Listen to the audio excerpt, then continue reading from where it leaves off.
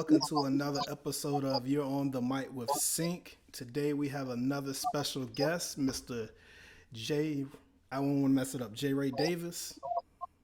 Jarray Davis. Jarray Davis. He's our first actual author that we had the chance to actually interview, and I just want to say Okay. I had the opportunity to dive into his book, Elevators in My Mind, and that was something crazy right there. Just to be able to it puts you in a space where you get the experience being in jail, in prison, without ever being there. Like the way you describe it is so amazing. But I'm gonna wait to get to that. I Yeah, just want to put yeah. it out there. He's an author, motivational speaker, whiskey connoisseur, YouTuber, and Indeed. more. So, so Got a I, little bit of everything going on. yes. I'm trying to be like you. You don't want those problems. I hear you. I was doing my Yeah. research a little bit more yesterday, and I was like, "How many YouTube channels this man got?" I get bored, man. Like if I'm not constantly busy, like I seriously, like I lose my mind. I tried to just like peace out, come home, do nothing. That just doesn't work. I have to constantly stay busy. Oh, yeah, I definitely understand, man. You gotta stay busy, especially with COVID going on. You can't go outside like you want to. Not really. Yeah. So, Fortunately, I've been blessed that I have a job where I have to get up and go to work every day. So from the beginning mm-hmm. of this, even when they had the major shutdown, Uh huh. I still had to get up and leave the house and go to work. So, I still got an opportunity to leave the family for a little while, not go crazy, like stuck in the house with everybody. Mm, yeah. I'm splitting it up. I do a little bit of working from home and actually at a hospital, so I get Yeah, both yeah, of both worlds with it. But I'm gonna go ahead. absolutely. Let's go ahead and get started. I guess the first topic I really wanted to dive into was the book, and I Yeah. gotta know how much of the book is true because I saw on one of your YouTube episodes you were saying it was a memoir. So I didn't know that at first reading the book, so I didn't know if it was Mhm. fiction or like just an autobiography then. But I gotta know how much of the book is real. Well, the book is 100% accurate.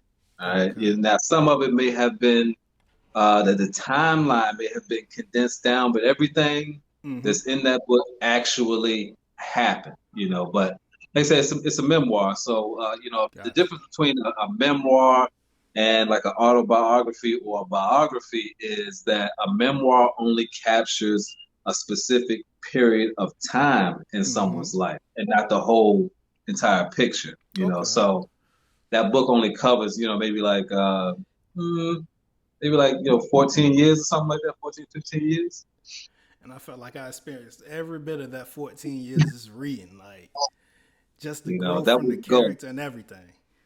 Yeah, yeah. All those people are real. I changed some of the names and stuff like that, but it's all 100% for sure. Yeah. And one of the big questions I had, like after reading the book, I was like, you kind of say you moved away from the five percenters, but like you don't say Mhm. like what happened afterwards. And I kind of want to know like what happened afterwards because I don't know much about the five percenters, but like I've heard things like what everybody like hears like it's just like how it kind of branched off from the Nation of Islam and everything like that. Correct. But I don't know anything about it. But just reading from what you wrote, I was kind of interested in like I wanted to know what was going on and how it ended up in the end for you because I know you said you kind of moved on from it. I did. I did. I mean, you're 100% correct. So the 5% Nation of Gods and Earth is a splinter group from the Nation of Islam. So the founders were actually members of the Nation of Islam originally. Clarence Okay. 13X, who originally is from Danville, Virginia, which I'm from Virginia too originally, and the God Justice, but they wanted to spread these teachings uh, indiscriminately, Okay. which the Nation of Islam was not with. They weren't with that altogether, and so they split off from it. There's a lot of movements that kind of started from Nation of Islam, like the Moorish Science Temple and the Wapians and stuff like that. Mm-hmm. Um, but his goal was to teach the children because he felt like a lot of adults are set in their ways And so you can't break them out of the cycle sometimes. They're Right. stuck, you know what I mean? But a young mind is like a sponge. You know, they're very impressionable. They're soaking in this information. They haven't been or developed biases. So he wanted to teach the youth, which is what he did. Now, um, when I got involved, and I will say that, even let me say this, even though I say I moved away from the five percenters, Mm-hmm. I still have to say that if it wasn't for this organization, right, Right. most likely, I probably would have come out and did the same stuff. That I just keeping it real, right? You know, being a part of that organization matured me in a way that it really wouldn't have been possible sitting around criminals 100% of the day Right. And and you just see having that, conversations with criminals. and you You know what I actually see mean? that in the book as well. How things started to change once you got involved with the organization. Absolutely. But um, when I moved off of St. Bride's Mm-hmm. to James River, I was not surrounded by a lot of members who were real participants. So there were people there Mm-hmm. that were 5% in name alone, Yeah, you I know? remember reading that. Yeah, yeah. You can claim anything, right? Yeah, Right. you can say you're blood today, but that doesn't really mean that you're a gangster. You know what I mean? Exactly. So I had to separate myself from these guys, right? Um, and then also you have these lessons, right?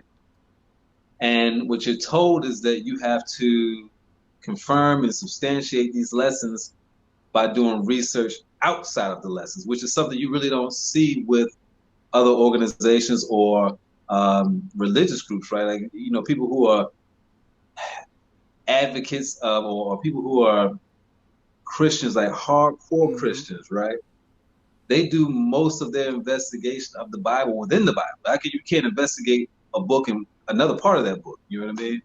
But the culture uh, really wanted us to go out, to spread out, and to research into different sciences and history and stuff like that to make sense of these lessons, to not follow them blindly. That was one of the first rules that you were taught, was you know, not to take things on face value, like, Mm. ever, you know. But what happened was me being separated from that core group that I was a part of, Mm-hmm. and now I'm doing all this research on my own. This research is sending me in a different direction, Okay. right? And I started to kind of see myself in a negative light because, and I'm not saying that this happens for everybody that's 5% that's a part of that culture, but it was making me like racist. You know what I mean? Like, like an angry Gotcha. racist. You know what I mean? Uh, and I was like, okay, I need to back up off of this because that's not who I am really, you know, as a Mm-hmm. person. And so the only way to ensure that I would, you know, kind of detox from that type of mentality was to remove myself from the situation altogether. Oh, okay. So basically, you was, I guess, in a way, you kind of felt like you was starting to. You said be feel like you was being racist on the inside. So I guess in ways like how some people put Minister Farrakhan in sight, like they say he's this, he's that, but uh, a lot of other people and his followers and everything saying that he's not that. You're taking what he's saying at putting it in your experience, and you're not trying to understand what he's saying. So Right, right, right. okay, You know, when they say that, they get upset that he's speaking the truth, right, and and they take that as being racist, yeah, and that's two totally different things. yeah, and But that's I what I was see a actually lot. becoming racist. Okay. Well, you say you from the Hampton Roads area. I don't know if it's Yeah, by coincidence or not. I don't know if you know, but I'm from Suffolk, Virginia. That's where I'm actually recording from right now. is that right? Right. That was one of the other That was, questions I had in the book. I was like, I know these places he talking about, like yeah, yeah. Southampton County and all this. I said, wait. I said he got to be from the area. Yeah, actually, the last place that I lived before I moved out of Virginia was the Harborview section of Suffolk. New Suffolk. That's what we call that. Yeah, yeah, That's New yeah. Suffolk. On the bougie side. Yeah, Yeah, yeah, that's the yeah. real But nice side. So the way your book ended, it kind of left me. I wanted to know more. Like, what happened after the hotel management thing? Like, what happened? Like, because it kind of just ended. It was like the boss came in, they knew, you knew, and then it was like in. well, that's still what I'm doing today. Okay. So um, throughout that time of managing properties and stuff like that, Mm-hmm. I came across several individuals who were, convicted felons in the past, and the companies that, I was working for, they just were not with that, regardless of the fact that these gentlemen and these ladies um, were living righteous lives now, right? Mm-hmm. They put all that behind them, and they paid their debt. And I'm saying that in quotation marks. They paid their debt to society, Right. um, because that, you never really fully pay your debt to society once you get convicted of a crime. You are indebted forever. It's like when you get into too much credit card debts you can't get yourself out of. Because even when you turn your life around, all people can see is the past. Doesn't matter what you're doing now, doesn't matter what you may do, what great things you may do in the future. A person can like you, they can respect you, Mm-hmm. and all the works that you're doing. But once they find out about something from your past, now that's all they can see. Right. That's all they can see, and they don't want to give you any opportunity. And that's a problem in America, uh, because all it does is create the cycle of recidivism Right. all over again. Because all you're leaving that person with is crime. The crime. You won't give them a job. So what Right. else are they supposed to do? To feed the families and stuff like that. I got lucky because I had a support system behind me. But everybody doesn't have that. I had a Right. support system with people that had, enough financial means to take care of themselves, but also help me get on my feet. And like I said, everybody doesn't have that. So it only leaves them with one choice, which is Go to back. commit crime. And then you say, I knew you couldn't change. I knew it was all an act, and you were a criminal the whole time. But that's just not the case. That's just all you left them with. They have to survive. They have to eat. Yeah, and I felt all like my anxiety, my anger, all of that was going through my mind while I was reading the book. Like, especially when we got to that part, it's like you see how much work this man, what the character has put in this, turn Yeah, his life around, working hard, avoiding situations that's going to put him back into jail or prison. And it's like, I showed you I could do the work. I've done the work. I've excelled all your expectations. And for you to just go back and somehow miraculously find out I'm a felon, oh, you're no good. yeah, Even though I've already yeah, proven to you that I'm the best damn employee you got. yeah. And then, like you said, I I was mean, it's a. just telling somebody that story. Actually, I was talking. One of the people that I work with now, I Mm-hmm. used to work with in one of those hotels. But she came afterwards, and I was asking her, "Were you there during this time?" Because it was just like I really tried to talk my boss out of making me terminate this guy, um, because he was a felon, but he was my best employee. He was the only person that came to work on time. Actually, he was early. He did exactly what I asked him to do, and when I asked him to do things that weren't necessarily in his job description, like he never got upset or said, "Oh, that's not my job. You didn't hire me to do that." But just because he had that He checked F that on his box. jacket, they told me to fire and told me specifically, if you if you go back and you look at his application and he told the truth on it, you need to find something to fire him for. Wow. That's crazy. That's more Where we have crazy. all these other employees working for me who aren't worth anything, but they have clean records. And But you want, yeah, they're the ones stealing from you. but You you know want to what I fire the one good work I got.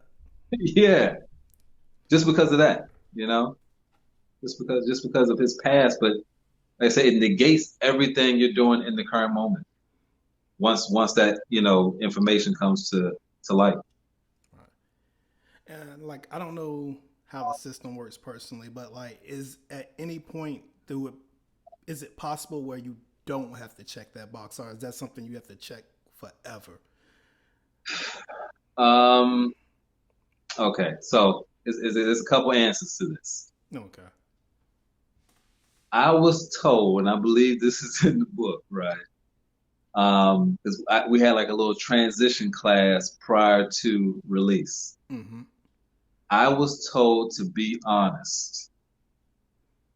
My experience has told me to be dishonest because you're not even going to get a call back, right? Your foot is not even going to get in the door for you to be able to explain the situation, Mm. right? Now there are some states that don't require a box, or where it's illegal to ask those questions early on in the process. Okay.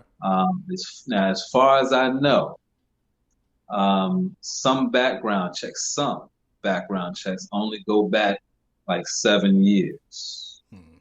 Um, but again, from experience and people that I know, um, some of these background checks are more intensive and go back much further. I Okay. won't say who, right? Um, but somebody that I'm close with went to prison. It's probably been about 24 years now. Wow. And it's At, still at the showing. time, it was 21 years when they had applied for this job. They got hired, and then the background check came back, and Mm. they fired the person. Even though this was 21 years ago, and they hadn't committed any crime since then. That's that's crazy. That's the society that we live in, you know. But you can be a politician or something like that. You can and be dishonest, All and day. you can commit, white collar crimes and stuff like that, and you can still go on about your life. Okay. I'm gonna go ahead. I'm gonna move on from elevators in my mind because I got my own little um, background story. Yeah, Mine's dealt with the military and a federal job that I had. yeah, I signed up for the military. I was in my early 20s, and when I went to the recruiter, one of the questions they asked you, they was like, "Hey, do you have you done drugs or anything like that?" hmm, So I told the recruiter, I was like, "Yeah, I've done weed. That's about it." And he was like, "Well, if anybody asks you that going forward, you've never done weed." I said, "Okay, understood." So about 6 years later, I'm out the military and everything. I have a new job, new federal job, and they want to do a background check. So they hired a private investigator, and the private investigator, he's going through the list and everything. So he asked me, he was like, "So have you ever done drugs?" And I was like, thinking back, I was like, okay. One, a bunch of years have passed since that initial visit. And two, that hmm, man told me to say no. So right, I told him, I said no. The investigator went to their notepad and he pulled something out. He said, "Well, according to this, it said you admitted to smoking weed back in 2009." I'm like, "What? wow, Where'd you get that from?" Like, from the conversation I had with the recruiter, that wasn't even supposed to go in the file. The answer was no, exactly, but anyway, I explained to him. I was like, "Well, after so many years, like this has been over 7 years, 7, 8 years." I was like, "I just assumed I could answer no with that," and he was like, "Okay, understood." That was the only discrepancy, so they ended up hiring me. But it's just good, amazing good. how the recruiter told me tell everybody no, and he still put it in my file. It almost sounded like he was setting you up. Yeah, Right, he was setting me up for later on down the road. yeah, I want to get on to some of these YouTube channels. The book explaining channel. I had a chance to look at all those videos yesterday, and I picked up a few gems that I needed for myself, being an author, going through them. right. You got any tips and advice that you would like to offer to like authors right now? Because I know some of them do listen to this podcast. Hmm, hmm. Well, I would say do not get too excited, to the point where, just like any other artist, um, you don't know your own value, Mm-hmm. right? Right. So I published my book through like an independent publisher, for Unique Publishing, right? Okay. And so I stand to earn, even if I don't sell as many books, I stand to earn much more on my book than somebody who may go with, a major publisher, right? And sell 1 million copies, right? Um, and really, you don't need anybody Yeah. if you have the time. If you have the time, um, you can just do it yourself. And You can do it yourself and pocket everything. But books don't sell themselves. And they this don't. is a common misconception that you think I have this amazing idea. And so as soon as I put that idea on paper, it's going to fly off the shelves. And that is not true. There's going to be a lot of legwork behind getting people interested in purchasing your product, your book. Right. Um, and so, like I said, if you have time on your hands, like I don't have time. You know what I mean? I have uh, 3 children that still live with me. My son moved out, so I had 4 kids. In the same house, wife, full-time job. I really didn't have the time to do all the legwork myself, and that's why I decided to enlist somebody else to help me publish my book. But if you have time on your hands, do it yourself. You can do it the way you want to without somebody asking you to adjust your heart, because it may be a story that Mm-hmm. um, is really near and dear to you, and you don't want to make any adjustments to it. You want to put it out the way you want to put it out. You don't have to worry about that constraint. And again, you don't have to split your profits with anybody either. It's all your money. And I've seen people do it. I've seen people do it on their own and like sell a decent amount of books. Yeah, and that's that kind of avenue I took. I self-published through Amazon. I got my Yeah. company as listed as the actual publishing company, but it's really just me. I signed another person. It's like you said, it takes time. And it's a lot of struggle. Like even I saw the video with that you did with Unique Publishing. I think the owner of that, and you was talking Hmm. about like the normal splits and stuff like that. And I was thinking to myself, I was like, oh, my person, they getting over on me. I was like, I ain't even charging them that. But Yeah. but yeah, it Yeah. is definitely something that requires a lot of time. I'm figuring that out as I go, but I'm limited to just Amazon right now. Hmm. I'm scared to branch out to the other avenues because honestly, I say it's not all about the money with me, but I enjoy Yeah. the paycheck. And most of the money that I get from my books, I'm getting them through the Amazon Kindle Unlimited program where people don't actually buy your book. You get paid by the page for the people in the Okay. program. So I'm eating off the amount of pages that people read versus actually buying my actual copy of the book. But the Hmm. deal with that program is that your electronic book is exclusive to Amazon. You can't have it anywhere else. So I'm trying to figure out how to get my way out of that system and branch out more without suffering. And I feel like I'm going to have to suffer eventually for some time. But Hmm. right now, I'm kind of just focusing on building the brand, getting more followers and readers. So like when I do make that leap, it won't be that much of a hurting or damage to my pockets from Right. it. I don't know how much juice you have in you, but you may have to use that book as a sacrifice. You know what I mean? To then make more money off of subsequent works where you can say, hey, yeah, you guys like this. Now I have this other book, but hey, it's available over here. You know Yeah, what I mean? and that's what I was thinking too. Exactly what you're saying. Have a few books that I've written on Amazon, leave those there, and then future projects just put them out other ways. Yeah. Um, one of your YouTube subjects, it was about sticking with actually what drives you and not about the money. Because you was talking about how you had family members come up to you and was like, so when you gonna put your story out and stuff like that?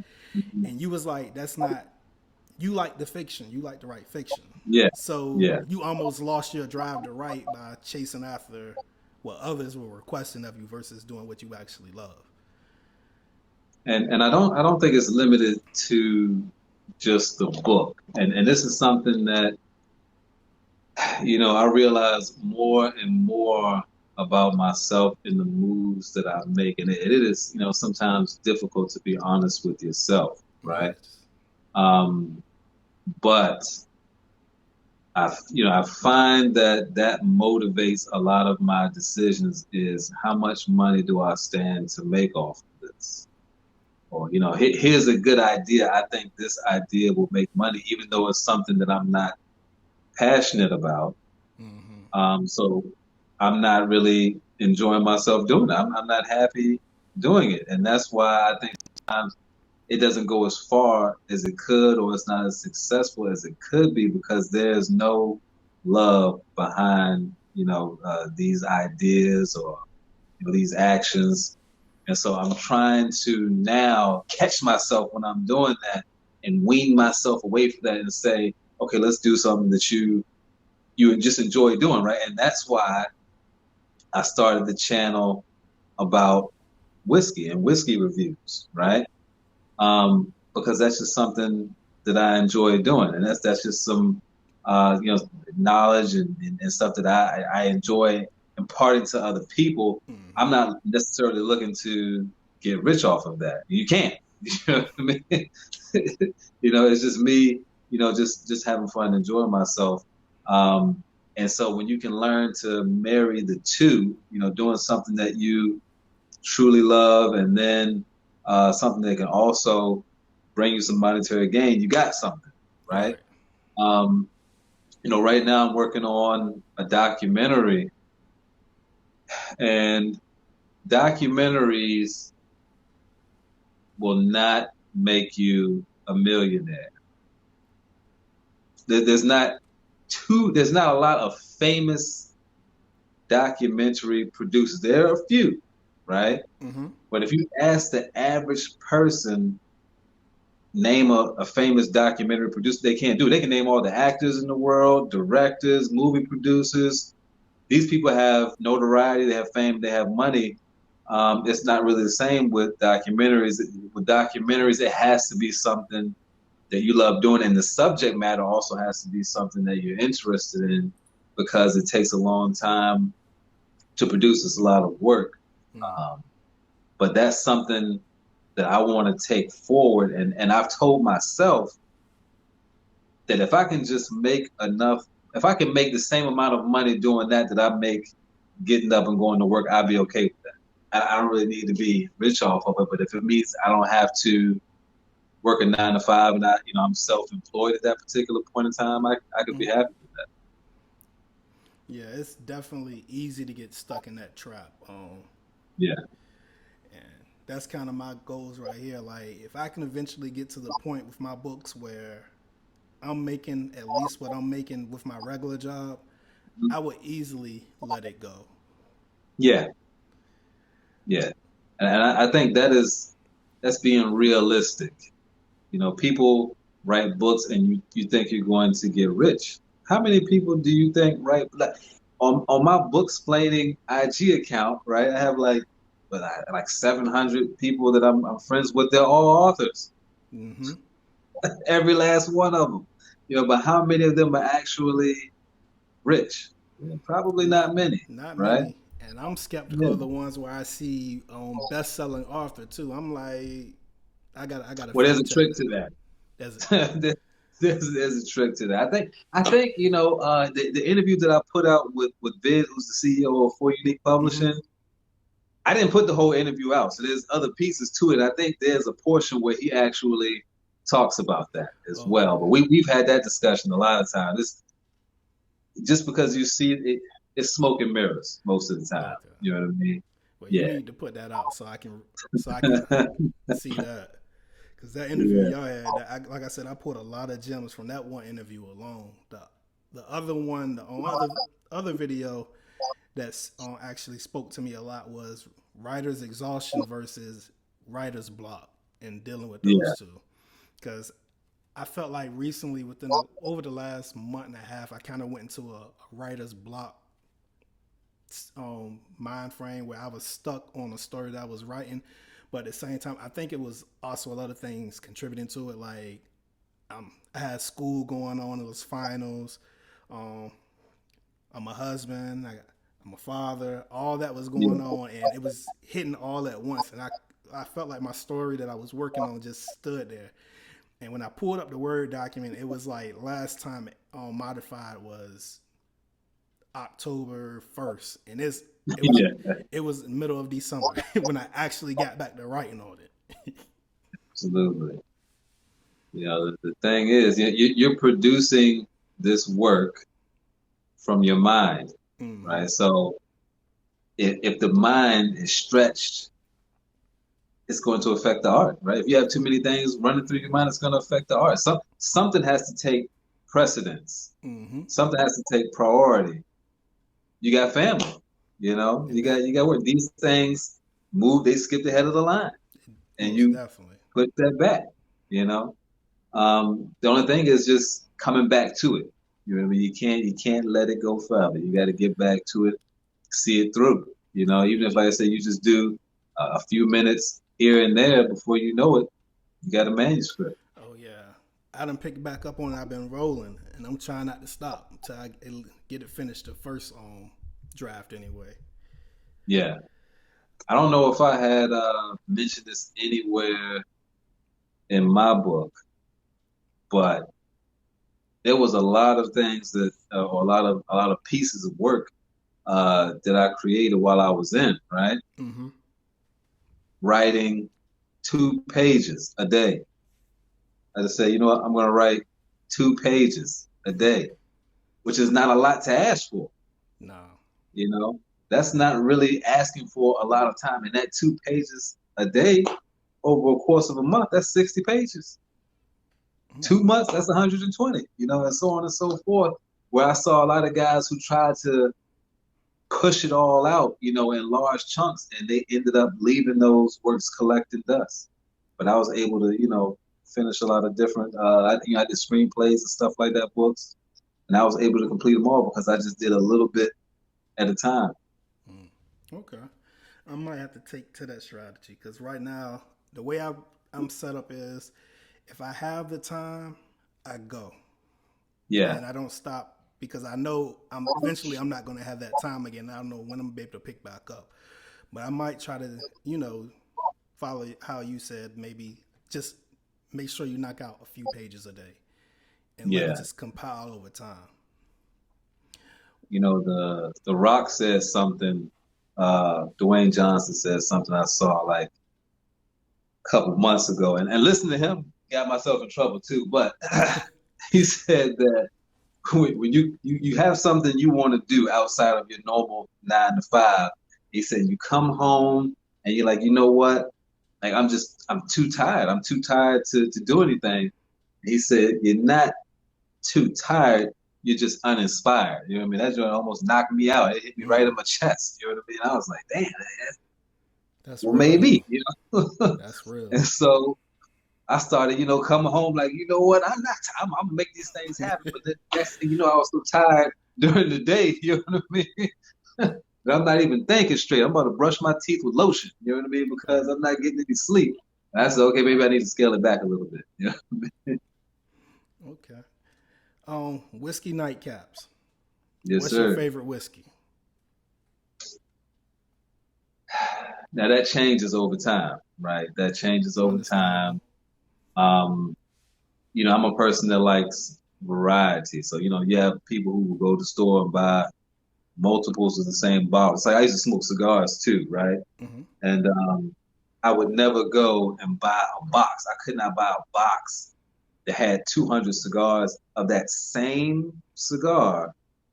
I wanted variety, so I would just buy a bunch of different cigars, right? I wanted to try different things. Even if I found one I liked, I would still just move on to something else. So, like right now, my favorite whiskey probably is Pikesville Rye at the moment, but that could change. Okay. The other question I had, you kind of answered it earlier, but it was what was the goal of your channel? But you kind of explained it when you were saying it's just me having fun, like it's just me Yeah, doing something. I yeah. also saw that you kind of into motivational speaking as well. Are you still able to do that with COVID going on, like virtually, or that's kind of taking a back seat for right now? A lot of people are doing virtual meetings and virtual conferences. Mm-hmm. I actually stepped away from doing that for a little while because it is something else that was. I told you before that I like to stay busy, right? But sometimes that can be a hindrance because if you're trying to do too many things, you end up making no progress with any of these things. So, you're trying to do 10 different things, but you're not making any real progress with any of them because you're splitting your time between so many different avenues. And I Mm-hmm. had to say to myself, okay, you have to let some things go so that you can concentrate on getting your documentary done and whatever else is the most important things. And so I left speaking alone for right now, but it is something that I want to get back into eventually. So would you say the motivational speaking is like more of a skill, or is it just a passion, or is it like a combination of both when you do it? Because you know It's a some. combination of both, but if I had to break it up into 100%, I would say it's like 60% skill and 40% passion. Like I like to see the outcome. Like when I'm standing in front of people, Mm-hmm. I love to see the reaction and to know that they benefited from what I'm talking about. So, when I go to speak, I'm not speaking about movies and how I enjoy TV and stuff. I'm giving people something they can take with them for the rest of their life. Um, and I don't know if you've ever been inspired by somebody before. I've definitely been inspired by somebody, and that reaction motivates me to want to pass that same feeling on to the next person. Because sometimes some words, a couple of words can change your life, whether it be in a Hundred positive percent. way or in a negative way, you know. Um, and so I would love to impart people with something positive that can change their life. Besides the fee that the organizer pays. I mean, that's all you're asking for, right? You're not asking these people to pay tribute to you for the rest of your life, or you want royalties off of what you're talking about. But the satisfaction, because I would, I would do free speaking events. The satisfaction of knowing that I helped you, uh, pretty much is a lot to me. That means a lot to me. That Yeah, and with your story, I know you can inspire a lot of people. Yeah, I actually, I think the last speaking event that I did was at a conference um, for individuals who had come home from, the system from prison. Mm. And there were different sections to this conference. Like they would, teach them how to prepare for interviews. They actually did like a clothing drive to get people suits and professional attire so they could go and present themselves in the best light possible. Um, and so knowing that, hey, I've been there in your shoes and I got lucky enough, to go a little bit further, definitely motivated me even more.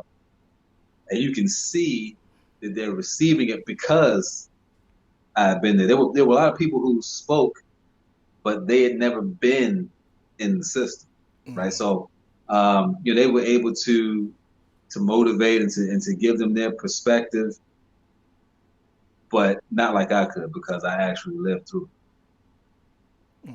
Wow. So what's next for you? I know you said you're working on a documentary. You got any more books coming out anytime soon? I have a bunch of different ideas for books that are, waiting in the wing. They may get written, they may not. Probably after I finish this documentary, I will move on to another one. I have another one that I'm kind of brainstorming on now and doing the research on now.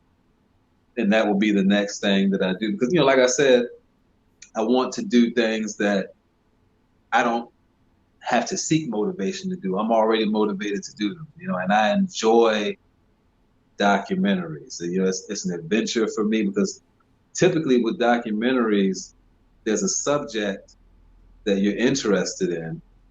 But as you go through the process of filming this or producing this, you're learning more about that same thing. So you're getting educated while you're making this documentary, right? So it's a twofer for me, because I like to learn new things. I like to be introduced to new things, new cultures, new perspectives, which,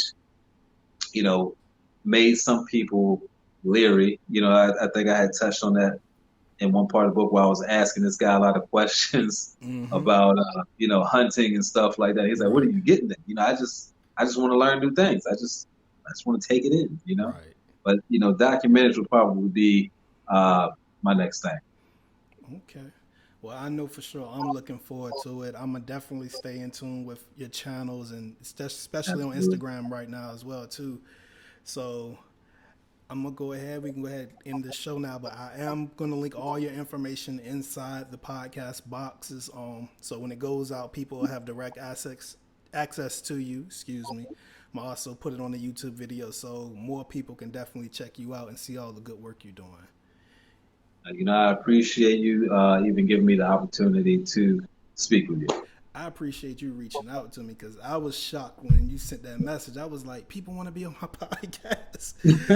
I was like, I only got one show out, and that's me just talking at the camera. And I was like, wow. So, well, a lot of people look at it and they say, "Oh, well, this person doesn't have a lot of followers. I don't want to, be on this person's podcast or whatever." And to me, that's like backwards thinking. You know what I mean? And why are we too good to help be a part of that process of you growing, right? Right. At some point, you may have one follower today, you may have two tomorrow, but hey, those two people probably appreciate this podcast that you put together for them. So why not be a part of that? Right. And I appreciate you being a part of the growth, man. And I'm hoping that you being on this get out of here. My recording equipment is telling me I only got 10 minutes left. So we're going to go ahead and end the show. Yes. Indeed. Peace.